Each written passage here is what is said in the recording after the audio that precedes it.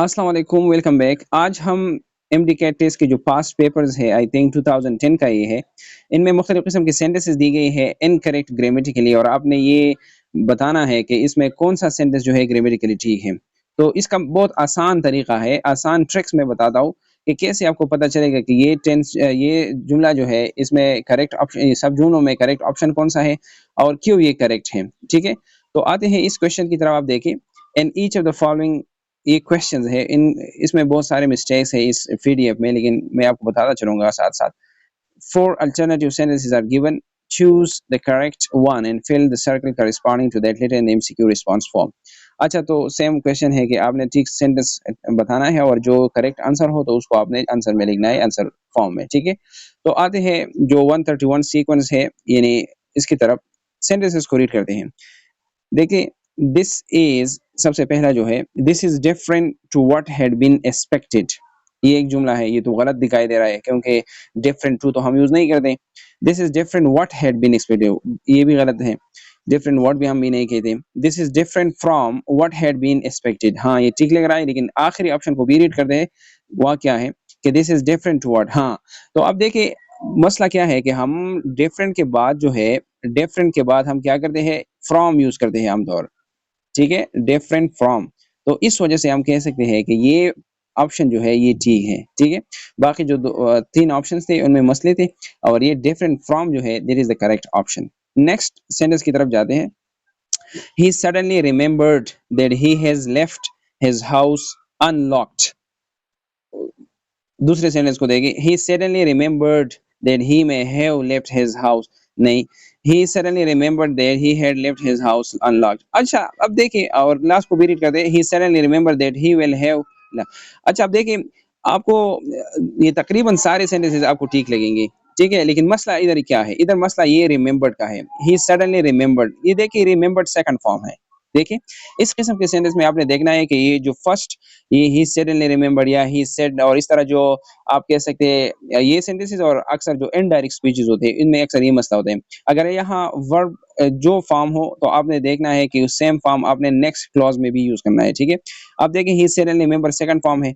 अब हमने क्या करना है कि हम भी ऐसे सेंटेंसेस को चुनेंगे चुनेंगे कि ओ भी, मतलब हेल्पिंग वर्ब इसमें सेकंड फॉर्म हो या मेन वर्ब इसमें सेकंड फॉर्म हो, ताकि हमें करेक्ट सेंटेंस का पता चले। अगर आप देखिए इस फर्स्ट सेंटेंस को, तो इसमें हैज लेफ्ट है, और हैज लेफ्ट हम यूज नहीं करते। जब आप सेकंड फॉर्म यूज करते हैं तो फिर आपने क्या करना है, यहाँ भी क्लॉज जो है सेकंड फॉर्म से स्टार्ट करना है, और हैज जो है ये फर्स्ट फॉर्म है। हैज क्या है, फर्स्ट फॉर्म है। दूसरे सेंटेंस को देखिए, he said remember that he में तो फ्यूचर टाइम में चला गया या मॉडलिटी में चला गया, तो ये भी ठीक नहीं है। थर्ड सेंटेंस को देखिए, he suddenly remembered that he had, अब देखिए हैड ठीक है, हैड सेकंड फॉर्म है, ऊपर जो हैज था वो फर्स्ट फॉर्म था, इस वजह से वो गलत था। रिमेंबर्ड सेकंड फॉर्म है तो यहाँ भी सेकंड फॉर्म होना चाहिए। अच्छा, इसके बाद थर्ड फॉर्म है, उससे हमारा कोई काम नहीं है, हमें फर्स्ट फॉर्म को देखना है, मेरे पहले वर्ब को देखना है। पहले वर्ब का सेकंड फॉर्म होना चाहिए, रिमेंबर्ड सेकंड फॉर्म है और इस वजह से ये हैड सेकंड फॉर्म है, तो इस वजह से ये जुमला जो है ये ठीक हो गया। ठीक है, नेक्स्ट इस क्वेश्चन की तरफ आ जाए।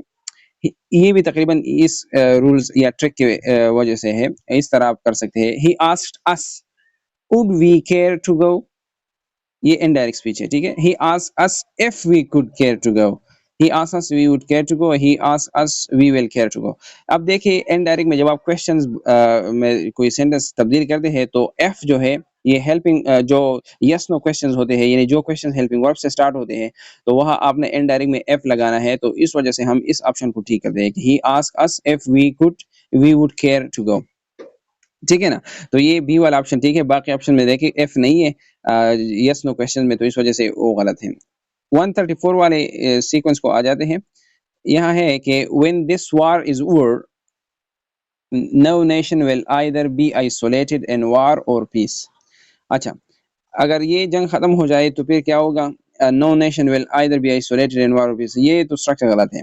दूसरे सेंटेंस को देखिए, when this war is over no nation will be either isolation, ये भी गलत है। When this war is over no nation will neither, ये तो नाइदर का स्पेलिंग उन्होंने गलत लिखा है, लेकिन ये भी वो आइदर वाला स्पेलिंग है। ठीक है, either be isolation in war not peace, ये भी गलत है।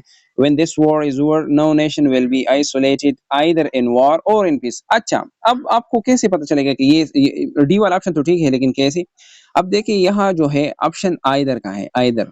ठीक है ना, आइदर आप उस वक्त यूज करेंगे जब उसके बाद आपने दो चॉइसेस लगाने हैं, या दो वर्ड्स भी हो सकते हैं, दो नाउन भी हो सकते हैं। इन दिस केस आप देखिए, आइदर के बाद वॉर एक नाउन है और पीस दूसरा नाउन है, ठीक है। तो आइदर के बाद आपने डायरेक्टली जिन चीजों के दरमियान आप चॉइस रखना चाहते हैं, तो आइदर के बाद आपने डायरेक्टली वो वर्ड्स यूज करने हैं। मतलब चॉइस यहाँ किन दो वर्ड्स के दरमियान है, वॉर के है और पीस के हैं, ठीक है। और आइदर के बाद आपने और भी लगाना है। तो एक नाउन आपने आइदर के बाद लगाना है और दूसरा नाउन और के बाद लगाना है। अब ये दूसरे सेंटेंस को देखें, इधर क्या है, आइदर ये वाला देखिए, फर्स्ट वन को, either be isolated in war. मतलब आइदर क्या होता हो गया, आइदर बी आइसोलेटेड के आगे आ गया है।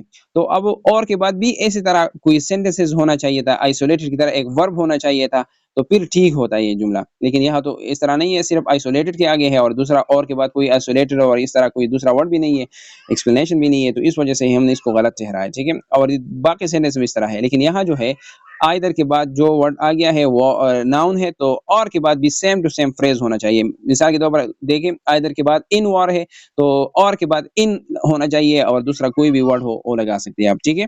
तो ये और ये दूसरे सेंटेंस में क्या है, आइदर के बाद तो ठीक है, बी आइसोलेटेड है फर्स्ट वन में देखें, लेकिन यहाँ कोई नहीं है, मतलब और के बाद इस तरह बी मिसाल के तौर पर आइसोलेटेड या बी डिस्ट्रैक्टेड और समथिंग, इस तरह स्ट्रक्चर अगर यूज होता तो ये भी ठीक होता। सिंपल सी बात ये है इसमें कि आइदर के बाद आपने जो वर्ड लगाया, जो पार्ट्स ऑफ स्पीच लगाया, तो और के बाद भी same to same parts of speech आपने लगाना है, तो ये सेंटेंस ठीक होगा, otherwise that will be incorrect, ठीक है। नेक्स्ट 135 वाले सेंटेंस को आते हैं।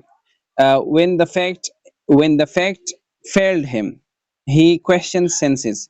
मतलब ये है कि जब जो फैक्ट है, जो हकीकत है या जो सिचुएशन है, जब उसमें वो नाकाम हुआ तो उसने क्या किया, ही क्वेश्चन सेंसेस, मतलब आपने सेंसेस से उससे पूछा, इस तरह कुछ सेंटेंस बनता है, लेकिन ये सेंटेंस तो गलत है। दूसरे को देखें, when the fact failed him he questioned from his senses। ये सेंटेंस ठीक था अगर ये फ्रॉम ना होता, क्योंकि क्वेश्चन के बाद हम फ्रॉम नहीं यूज करते, ठीक है, ऑब्जेक्ट लगाते हैं डायरेक्ट। तो फर्स्ट सेंटेंस इसे उस वजह से गलत था कि यहाँ फेल्ड सेकंड फॉर्म है और फिर नेक्स्ट क्लॉज में क्वेश्चंस फर्स्ट फॉर्म है, तो इस वजह से गलत था।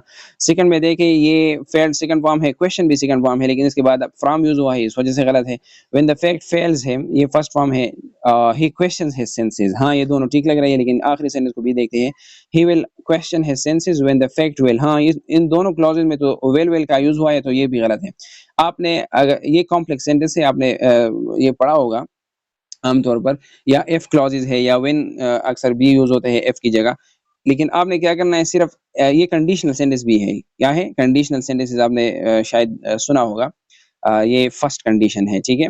तो फर्स्ट कंडीशन में आपने सिर्फ एक क्लॉज में क्या करना है, वेल लगाना है, और दूसरे क्लॉज में आपने सिंपल प्रेजेंट टेंस यूज करना है। लेकिन यहाँ मसला ये है कि दोनों क्लॉजेज में वेल का स्ट्रक्चर यूज हुआ है, इस वजह से ये गलत है। तो कौन सा ऑप्शन ठीक है, सी वाला ऑप्शन ठीक है। दोनों फर्स्ट फर्स्ट फॉर्म है और क्वेश्चन के बाद डायरेक्ट ऑब्जेक्ट यूज हुआ है, ठीक है।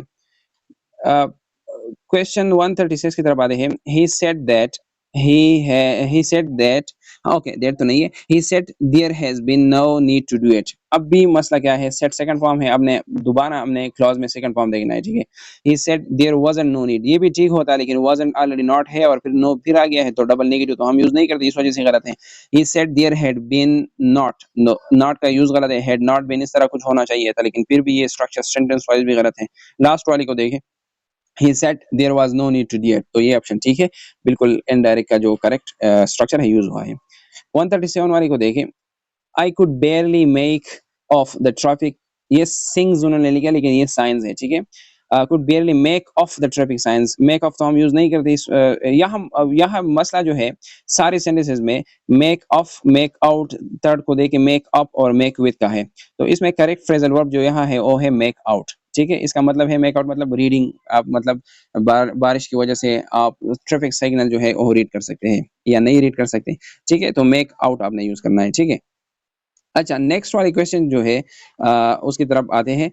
138, he walked as though he is lame, ये भी पीडीएफ में थ्रू लिखा गया था, लेकिन मैंने एडिट किया है। he walked as though he is lame, walked second form है, दूसरे क्लॉज में भी सेकंड फॉर्म होना चाहिए। he walked as though he was lame, he walked as though he were lame। अच्छा, ये as though और as if, अगर as if होता तो फिर he के बाद were लगाते हम, ठीक है, as if he were lame।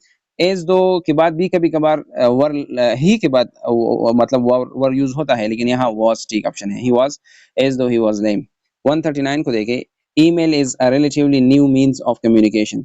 email is a relatively new mean तो means होना चाहिए, मतलब ये सेकंड सेंटेंस तो गलत है, mean हम यूज नहीं करते, means यूज करते हैं, लेकिन नीचे आते हैं अगर दूसरे सेंटेंस में इस तरह कुछ हो, email is relatively a new mean, यह भी mean गलत है, email is relatively new means to हम नहीं बताते, हम means of बताते हैं, तो इस वजह से हम कह सकते हैं कि फर्स्ट सेंटेंस ठीक है।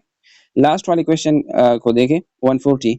The remain of the body was, remain of the body हम नहीं कहते, रिमेन्स कहते हैं, ठीक है, और इसके बाद ऑफ लगाते हैं, ये ऑप्शन तो गलत हो गया। दूसरे को देखिए, the remains of the body were thrown into the sea, ये ऑप्शन ठीक लग रहा है, लेकिन नीचे सेंटेंसेस भी रीड करते हैं, the remains of the body were thrown to the sea, to हम नहीं बोलते, थ्रोन के बाद हम इनटू लगाते हैं, क्योंकि इसमें मोशन आता है, तो एक जगह से दूसरी जगह या मतलब जब क्या हो मोशन हो तो फिर हम इनटू यूज करते हैं। लास्ट को देखिए, the remains of the body was गलत है, क्योंकि रिमेन्स प्लूरल है, तो इसके बाद वर होना चाहिए था, तो ये सेकंड वाला ऑप्शन जो है, the remains of the body were thrown into the sea, ये ऑप्शन ठीक है। तो इस तरह आप भी इस तरह सेंटेंसेस को देख सकते हैं, और फिर आसानी के साथ आपने इन ट्रिक्स को फॉलो करके अगर कोई सेंटेंस इस तरह दिया गया हो तो आप आसानी के साथ यूज कर सकते हैं। आपके लिए जरूरी है कि आपने इस तरह वर्ब के बाद जो प्रीपोजिशन है, फ्रेजल ऑब्जेक्ट, जिस तरह पिछले एक क्वेश्चन में मेक आउट और मेक ऑफ जो साइंस वाला था, इस तरह ये वर्ड्स आपने सीखने हैं, फिर कोई मुश्किल नहीं होगी आपको करेक्ट सेंटेंस आइडेंटिफाई करने में। Thank you for watching, I will continue this series, so आप अपने दोस्तों को भी इनवाइट कर सकते हैं, उनको बताएं कि कैसे इन क्वेश्चंस को सॉल्व करना है। Thank you.